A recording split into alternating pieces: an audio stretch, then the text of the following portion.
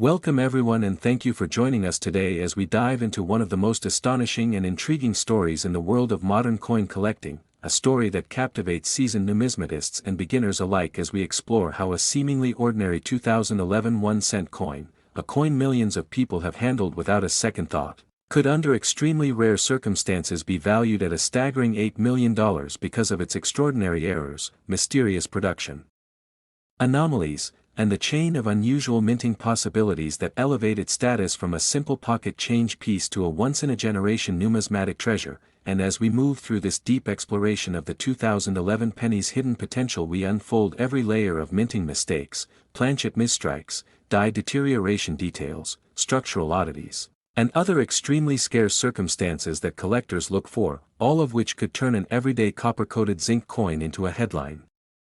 making multi-million-dollar discovery. So sit back and immerse yourself in this fascinating journey through the world of errors, mint mysteries, and the unpredictable magic that sometimes emerges from the United States Mint's high-speed coin production environment, because the value connected to rare coins often stems from an interplay of historical context, mechanical malfunction, human oversight, material irregularities, and collector demand, and the 2011 penny is no exception, with countless varieties known but only extremely few that could hypothetically reach an $8 million valuation, a valuation driven not by ordinary circulation condition but by a combination of the rarest conceivable mint errors that must interact in the perfect sequence to create a coin unlike any other. And when we talk about these potential errors, we must consider double strikes, off-center strikes, broad strikes, transitional planchet errors, wrong alloy compositions, die caps, bonded pairs, double denomination strikes, mule errors, feeder finger scrapes, die clashes, severe die cracks, misaligned dies, and the more exotic possibilities, each one adding a new dimension to rarity and value, creating a deep pool of possibilities in which the 2011 penny could transform from an everyday object into a legendary artifact of minting history. So let's unravel how these extremely rare conditions can come together and why their combination could push the value of such a coin to unprecedented heights as collectors relentlessly search for these anomalies, fueling demand and sending prices skyrocketing whenever a truly unique specimen appears, all while we analyze why the 2011 minting year, although seemingly ordinary, carries layers of complexity including the ongoing zinc-based planchet usage that began in the 1980s, the modern minting technology that allows both precision and the occasional catastrophic malfunction, and the types of equipment or calibration errors that can occur during the minting process, especially during periods of high output, because when the minting environment is pressured by volume, speed, or machinery fatigue, that's when some of the strangest and most valuable mistakes can happen. So imagine a scenario where the 2011 1-cent coin was struck not once but perhaps twice or three times, creating dramatic overlapping imprints, distorted lettering, ghost-like doubling of Lincoln's portrait, and warped edges that immediately draw the attention of collectors. And imagine further that instead of being struck on the correct copper-coated zinc planchet, the coin was mistakenly struck on a leftover planchet from a different denomination, such as a dime or even a foreign planchet mistakenly mixed in a bin, an error that has happened in multiple years and created some of the most valuable coins in circulation. Because wrong planchet errors drastically multiply the rarity of any coin, and when combined with a dramatic strike anomaly, its value can skyrocket into the millions, especially if the wrong planchet creates a weight discrepancy that can be confirmed through proper authentication, as weight irregularities act as immediate and objective evidence of a truly extraordinary error. And as we continue exploring the rich field of possibilities, imagine further that the dies used for striking the 2011 penny were misaligned, allowing part of the design to spill off the edge of the coin, leaving distorted lettering, missing inscriptions, partially vanished devices, and wide blank areas that create a surreal, otherworldly appearance on the coin's surface. And collectors passionately pursue these unique examples because they represent a brief moment where the mint's machinery fell out of perfect synchronization and produced a coin that defies its expected uniformity. And now consider the possibility of a mule error, perhaps the rarest type of all, where the obverse die of the 2011 penny is paired with a reverse die of a different denomination, creating an impossible combination that should never occur in legitimate minting. And mule coins have historically sold for extraordinary amounts due to their near impossibility, often reaching the highest prices ever achieved by modern circulation coins, and if such a mule involving a 2011 penny existed, its rarity would be so absolute that million-dollar valuations would not be surprising in the slightest, and this alone could drive a hypothetical value into the $8 million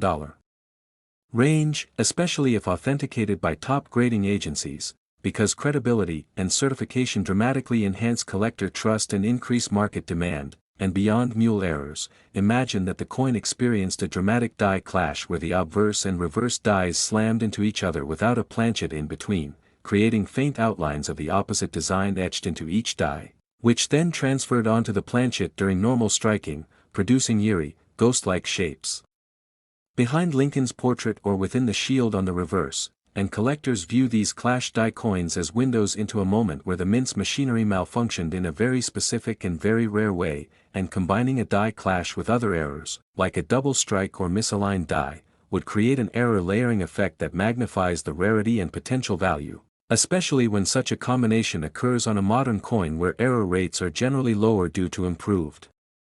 technology. And now consider more extreme physical errors like die breaks or dramatic die cracks creating raised bumps or web-like fractures across the coin's surface, possibly affecting Lincoln's portrait or the lettering of the words Liberty and In God We Trust, features that collectors cherish for their uniqueness and for the insight they provide into the wear and fatigue of mint dies, and certain dramatic die breaks, sometimes called retained cuds or full cuds when pieces of the die break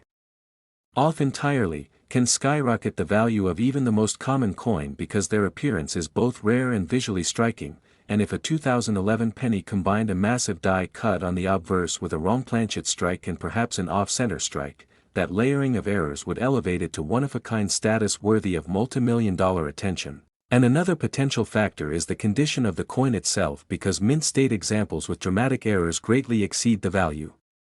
of circulated specimens. And when a major error somehow escapes the mint without being destroyed during quality control and remains in pristine or near pristine state, collectors leap at the chance to acquire what is effectively a perfect anomaly preserved in its original form, and the combination of a flawless surface with dramatic errors makes the coin even more desirable, sometimes attracting high-end investors and collectors who seek museum-worthy pieces, further driving the price into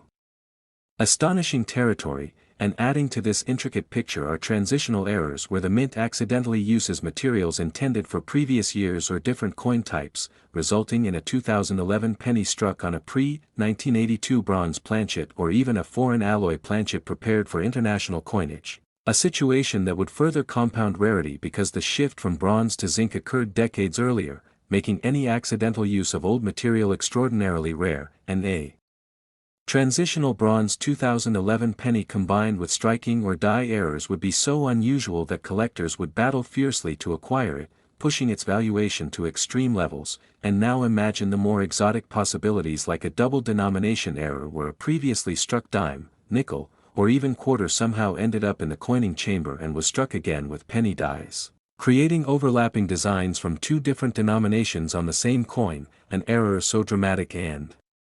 visually shocking that they often become centerpieces of elite collections, and a 2011 double denomination penny featuring a visible portion of another coin under the penny design could be valued far beyond standard error ranges, and this alone could create an $8 million scenario if the error is extreme enough, especially if it is the only known example. And all of this exists within the broader context of collector psychology because rarity, visual appeal, and storytelling potential play